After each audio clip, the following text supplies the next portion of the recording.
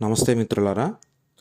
ఈరోజు మనం ఈ వీడియోలో ఒక ప్రత్యేకమైన స్కూల్ గురించి తెలుసుకుందాము. ఈ రోజులో ఉన్న విద్యాభ్యాసం గురించి కూడా తెలుసుకుందాము. చదువుకునే రోజులు పోయి చదువుకునే రోజులు వచ్చాయి. మెరుగైన విద్య కావాలంటే లక్షలకు లక్షలు చెల్లించాల్సిందే అంటున్నారు పాఠశాలల యాజమాన్యాలు. అలాంటి ఈ పరిస్థితుల్లో ఓ ప్రైవేట్ స్కూల్ మిగతా వాటన్నిటికీ ఆదర్శంగా నిలుస్తోంది. ఎందుకంటే ఆ స్కూల్లో ఫీజుకు బదులు ప్లాస్టిక్ ఇస్తే చాలు, పిల్లలకు విద్య నేర్పిస్తారు. ఈ స్కూల్ ఎక్కడో కాదు, మన దేశంలోనే ఉంది. ఫీజుకు బదులు ప్లాస్టిక్ని సేకరిస్తూ ఒకవైపు పర్యావరణాన్ని రక్షిస్తూనే మరోవైపు విద్యార్థులకు మెరుగైన విద్యను అందిస్తోంది. అదే అస్సాంలోని అక్షర్ అనే స్కూల్. పర్మితా శర్మ, మజిన్ ముక్తార్ అనే పర్యావరణ ప్రేమికులు ఆలోచనకు ఫలితంగా 2016లో రూపుదిద్దుకున్నదే ఈ అక్షర్ స్కూల్. ఈ పాఠశాలలో ఫీజుకు బదులుగా ప్లాస్టిక్ను సేకరిస్తూ పర్యావరణాన్ని రక్షిస్తున్నారు.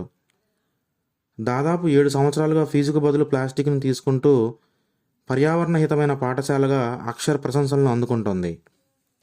ఇక్కడ చదువుతో పాటుగా పిల్లల్లో మెరుగైన స్కిల్స్, పర్యావరణ స్పృహని పెంపొందిస్తూ డబ్బులకు బదులుగా వాడి పారేసిన ప్లాస్టిక్ని తీసుకురమ్మని పాఠశాలల యాజమాన్యం విద్యార్థులకు సూచిస్తారు.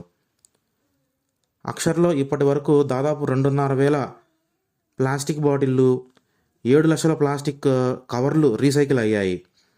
ఈ పాఠశాలకు మరో ప్రత్యేకత ఏమిటంటే ఇందులో వయసును బట్టి కాకుండా పర్యావరణం పట్ల స్పృహ, చదువుపై అవగాహన స్థాయిని బట్టి వారి తరగతులను నిర్ణయిస్తారు. అలాగే సీనియర్ విద్యార్థులు చిన్నపిల్లలకు పాఠాలు నేర్పడం, డబ్బు సంపాదించడం వంటివి నేర్పిస్తారు.